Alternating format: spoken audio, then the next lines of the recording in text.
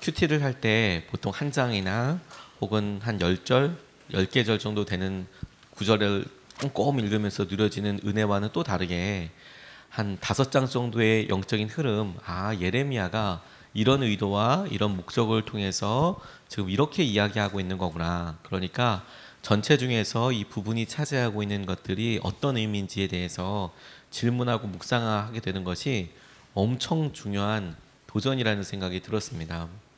하나님께서 이스라엘에게 패역함에 대해서 계속 지적하시고 주목하게 하시면서 너희들이 자랑할 거, 너희들이 그동안에 가져와 다른 사람들에게 내세울 수 있었던 거 이거 아무것도 아니다. 너희들이 정말 자랑해야 될 것이 무엇인지 아느냐. 이스라엘의 패역함 가운데 오늘 이 9장 23절 24절 말씀은 무엇을 자랑해야 할지에 대해서 이야기하고 계세요. 솔로몬 시대의 여러 시대 상황들을 써놓은 역대하를 이렇게 말씀을 보면, 역대상하를 가만히 보면 각 시기들마다 주위의 나라부터 받았던 조공 같은 거, 세금 같은 거, 그 양이 얼마나 되는지, 또 성전에서 썼던 여러 물품들이 얼마나 되는지가 자세히 나와 있는데, 그때 무엇이 얼마만큼이 들어갔고 금이 얼만큼이고 이런 걸 통해서 얼마나 그 시대가 융성했느냐, 얼마나 강대한 국가를 이루고 있었느냐를 주목하게 합니다. 그러니까 권력, 그리고 군대 이런 걸 통해서 다른 주위 나라에 이스라엘에 서가고 있다, 이만큼이다, 이만한 나라다 라는 것을 보여주곤 했었는데, 하나님께서 우리에게 바로 말씀하시는 것이 그런 그리고 그런 여러 용맹, 그리고 지혜 다 지나갔다. 아무것도 아니다. 그런 거 자랑할 만한 거 아니다. 실제로 보니까 솔로몬 시대 때 금이 몇 달란트가 매년마다 들어오고 몇백 달란트가 들어오고 그렇게 했지만, 이제 애굽에 져서 거꾸로 자기들에게는 금을 내어줘야 할 때 보면 형편없이 어려운 상황들을 보게 되는 것이죠. 그거 다 없어지고 다 사라질 수밖에 없는 것이다.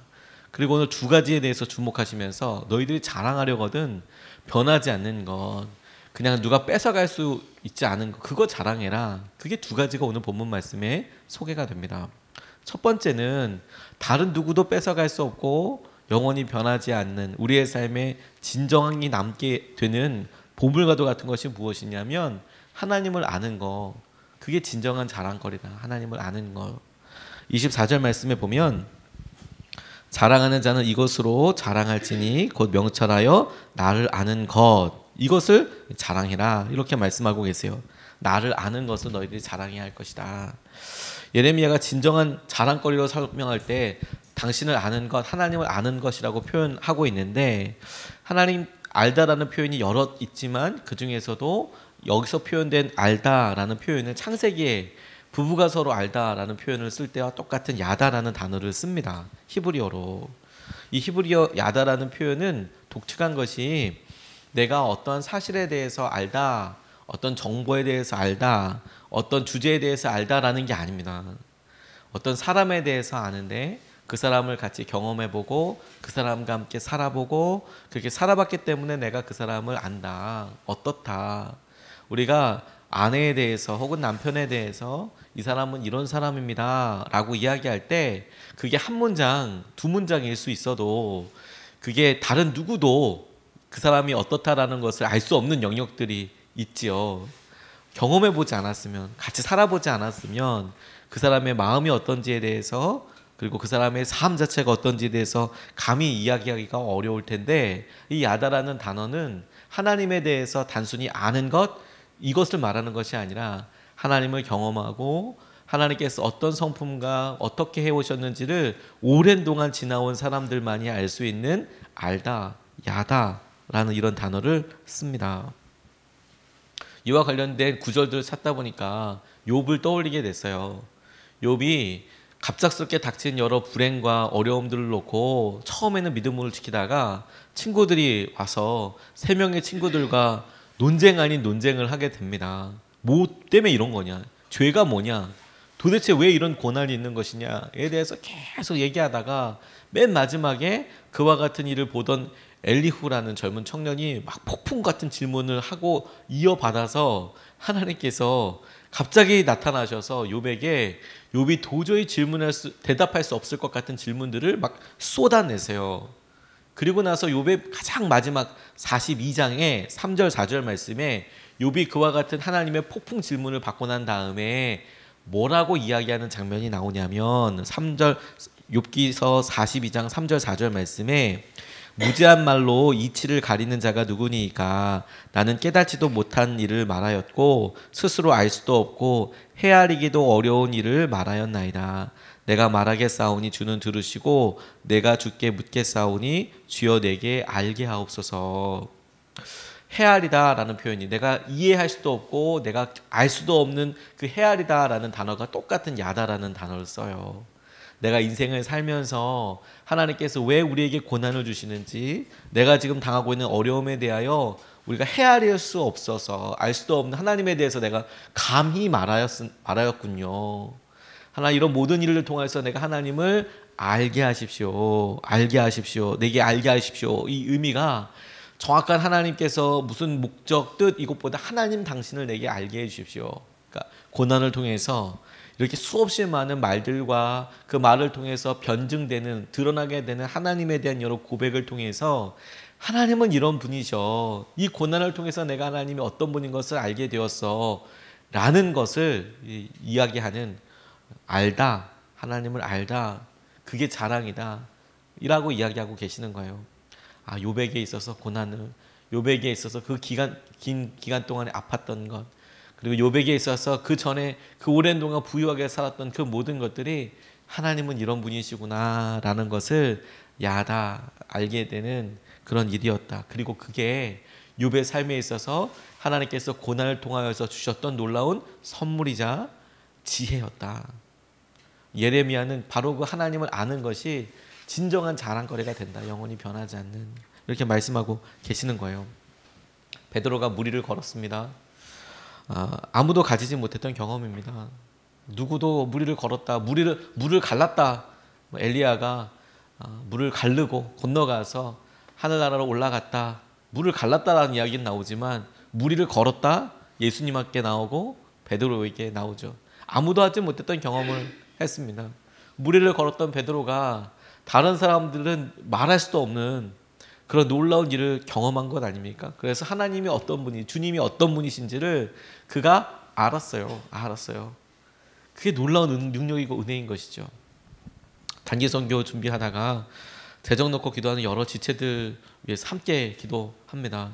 찾아와서 재정에 대해서 같이 우리 얘기해보자, 이야기하고, 어렵지만 처음에는 잘 부탁하지 못합니다. 이야기하지 못합니다. 어떻게든 해보려고 하는데 시간이 좀 지나고 나면 고민이 되죠.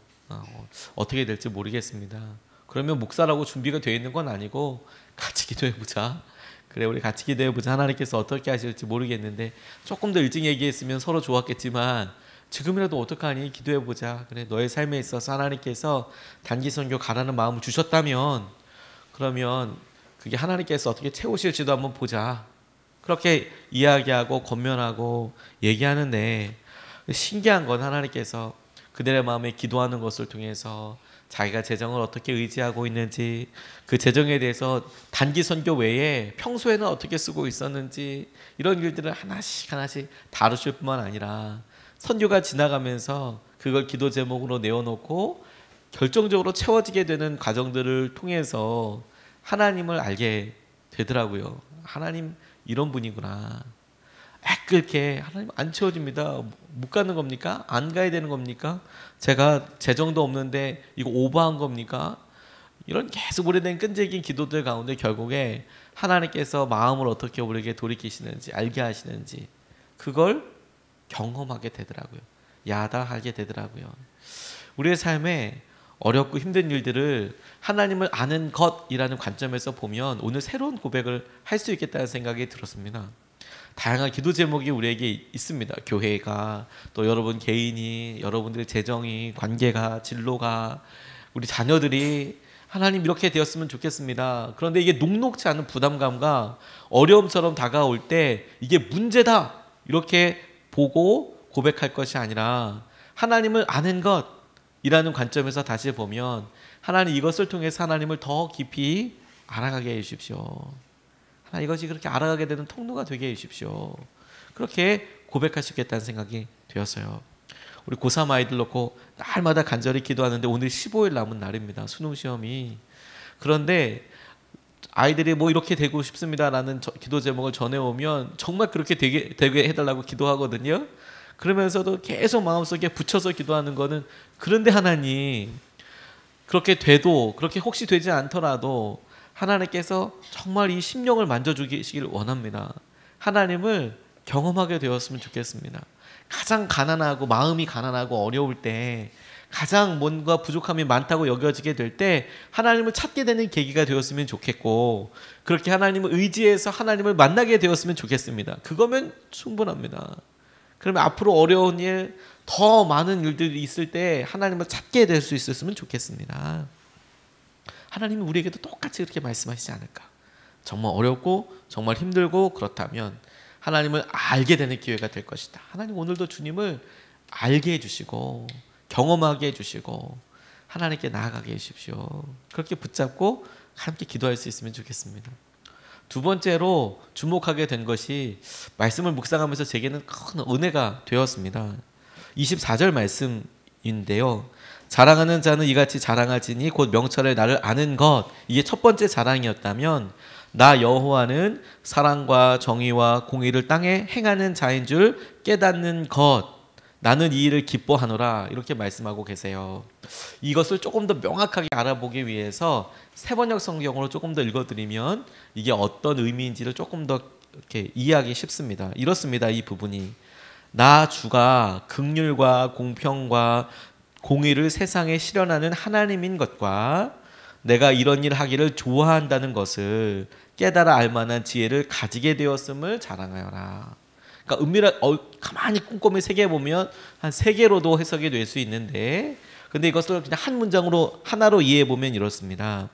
하나님께서 어떠한 상황에서도 나를 구원하시는 분이심을 네가 진정 믿게 된 거, 이걸 자랑해라. 이게 무슨 말이냐, 긍휼과 공평과 공의를 행하시는데 이걸 내가 실제로 그냥 실현하는 분이다. 내가 세상에 이걸 실제로 행하는, 그걸 이루는 사람일 뿐만 아니라 내가 이런 일을 하는 걸 되게 좋아한다, 원한다. 공평과 정의가 실현되는 것을 내가 원해, 간절히 원하면서 네가 이 말을 듣고 있는 예레미야, 네가 내가 그런 하나님인 것을 깨닫게 된 것이 지혜이고 그 지혜를 네가 자랑해야 될 거다. 이렇게 말씀하고 계시는 거예요. 그러니까 한 문장으로 얘기하면, 하나님을 경험하고 난 후에 하나님께서는 당신의 선하신 뜻과, 다시 말해서 사랑과 공의와 공평을 하나님 이렇게 드러내시는 분이시군요 라고 경험하게 된 거, 그래서 믿어지게 된 거, 그거 자랑해야 한다. 그렇게 생긴 믿음을 네가 자랑해야 한다 라는 것으로 저는 적용하게 됐어요.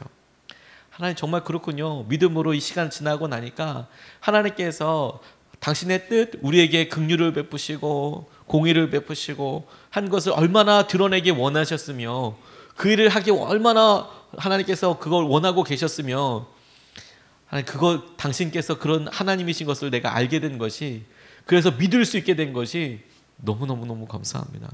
너무너무 감사합니다. 그게 자랑거리라는 거예요. 그게 자랑거리다. 하나님을 알았더니, 고백하게 되었더니. 교회를 개척해서 가장 큰 은혜가, 저는 바로 그거라는 생각을 하게 됐어요. 개척은 한 1년 반 정도, 행정적으로는 우리가 한 2년 정도가 아직 안 됐지만 이제 12월이 되면 개척한 지 2년이고, 이곳 광주에 온 지 이제 1년이 조금 넘어서 1년 반이 아직 안 됐습니다. 1년 한 3개월 저희가 이곳에서 실제로 개척하게 된 지 1년이 이제 간 넘었는데, 하나님께서 그간에 우리에게 어떤 일 하셨을까, 감사한 제목들이 참 많지만 하나님께서 우리에게 내적으로 단단하게 해주신 것 같아요. 하나님께서 이렇게 당신의 사람들을 이끄시는 것을 즐거워하시는 분이구나. 근데 그런 일을 경험하고 났더니 2번 하라고 해도 3번 하라고 해도 우리에게 더 커다란 안정감이 있겠구나. 이제는 하나님이 어떤 분인지 알았기 때문에 하나님을 믿고 의지하는 것이 우리에게 당연한 결과가 되고 능력이 되겠구나. 그렇게 믿어지게 된 거, 그렇게 깨달아지게 된 거, 그래서 깨달아져서 이제는 의심 없이 두려움 없이 붙잡게 된 거, 이게 우리에게 진짜 놀라운 자랑이구나. 그게 하나님께서 하실 것이라는 것을 알게 된 거. 모세의 자랑이 기적을 일으키고 그리고 여러 애굽 바로 왕으로부터 나오고 권능을 행하고 그런 거 자랑 아니고 하나님께서 무슨 말씀을 하셔도 하나님 하라고 하시면 나일강에다가 명령하기도 하고 재를 뿌리기도 하고 바로 왕 앞에 가서 담대히 이야기하기도 하고 별의별 걸 다 이야기했는데 그것을 통해서 그의 삶 속에 어떤 말씀이라도 이야기하면 하나님과 반드시 하셔. 반석을 치고 뭘 해도 하나님께서 반드시 그 일을 드러내셔. 그런 사람이 되었다는 거. 그게 놀라운 은혜인 거거든요. 제가 이야기하면서 2009년 월간 조선에 났던 이삭 선교사님 이야기가 생각났습니다. 2009년 10월호인데 월간 조선에 이삭 선교사님 관련된 탈북 관련된 사역을 하시는 분입니다. 이분이 비밀 장소에서 이렇게 선교 훈련도 하시고 북한에 대해서 이야기하시고 사역을 탈북하시는 분들이 많이 돕고 있는데 그분이 인터뷰 가운데 이런 이야기를 하셨어요. 몇 해 전에 그때 당시 이분이 한 인터뷰가 이렇습니다. 몇 해 전 65명의 북한 주민들이 중국으로 몰래 나왔습니다. 그중 79세 할아버지 한 분이 계셨는데 제가 왜 북한을 나오려고 하느냐라고 묻자 찬송 한번 마음껏 불러보고 싶어서 이렇게 이야기하더라는 거예요. 중국으로 이미 넘어오신 79세 할아버지께서 찬송 한번 마음껏 해보고 싶어서 나왔다. 마음이 너무 찡하시더래요. 마음이. 그렇지. 한국으로 들여보내주겠다고 이렇게 했습니다. 그랬더니 할아버지가 이분이 탈북해도 중국에 잠깐 왔다 갔다, 중국은 조금 더 왔다 갔다 이렇게 할 수 있거든요. 당시만 해도. 그래서 찬양 한번 해보려고 여기 나왔다. 그러니까 중국에 계시지 말고 한국에 가시자. 그러면 한국에 들어오셔서 삶이 이제 얼마 많이 남지 않으셨으니까 실컷 예배하시고 이런 의미이겠죠. 그랬더니 한국에 들여보내주겠다고 했더니 할아버지가 잠깐 기도할 시간을 달라고 하시더래요. 그러더니 이렇게 아무도 없는 곳에 이렇게 들어가시더니 실제로 좀 시간을 보내시더니 나오시면서 하신 말씀이 뭐냐면 안 가시겠다고 이야기하시더라고요. 그래서 왜 안 가시냐라고 또 물어보니까 하나님께서 기도하는데 이렇게 말씀하셨다는 거예요. 하나님이 능력이 없어 너희를 북한 땅에 남겨둔 줄 아느냐. 매 맞는 것도 굽는 것도 65명이 수용소에 들어가는 것도 모두 하나님의 뜻이라며 한국으로 못 가겠다 이렇게 이야기하셨다는 거예요. 다 떨어진 신발에 난 구멍으로 튀어나온 발가락에 입을 맞추면서 통곡을 하셨대요. 이삭 선교사님은. 서울 가시면 이 신발 안 신으셔도 돼요. 그랬더니 이분이 결국에는 하나님이 북한에 남으라고 하셨다. 결국 북한으로 돌아가셨대요. 중국에 왔다가 다시 찬양 실컷 불러보고 북한에 돌아가셨대요. 그리고 65명 전원이 북한으로 돌아간 뒤에 체포돼서 수용소로 들어가게 된 것을 알게 되었노라고. 하나님께서 제게 이 할아버지 사실 생각나게 하시면서 이런 마음이 되었더라고요. 너는 그 절체절명의 순간에, 아니 인생 일대의 기회라고 할 수 있는 그 순간에 하나님께 묻고 어떻게 할까요, 주님? 그래서 그 응답에 대해서 본인이 확신하고 실제로 그렇게 행할 수 있는 믿음에 대해서 어떻다고 생각하느냐라고 제게 이렇게 물으시는 것 같았어요. 하나님을 깨달아 알고 그분께서 공의와 긍휼과 공평을 행하시는 분일 뿐만 아니라 실현하시는 분일 뿐만 아니라 그분이 그렇게 하는 것을 정말 좋아하시는 분이고 기뻐하시는 분이시고 그리고 그렇게 행하신 분이신 것을 네가 깨닫게 된 것에 대해서 그렇게 깨달아졌기 때문에 마땅히 할 수 있는 순종과 결단에 대해서 그거 자랑해라. 하나님 나라에 가서 이거 평생 우리가 자랑할 거 아니겠습니까? 우리가 믿었기 때문에 믿음이 있는 사람들에게만 할 수 있는 그런 결단과 순종이 있지 않겠습니까? 그냥 막연하게 하나님은 그러셔. 하지만 나는 힘들어.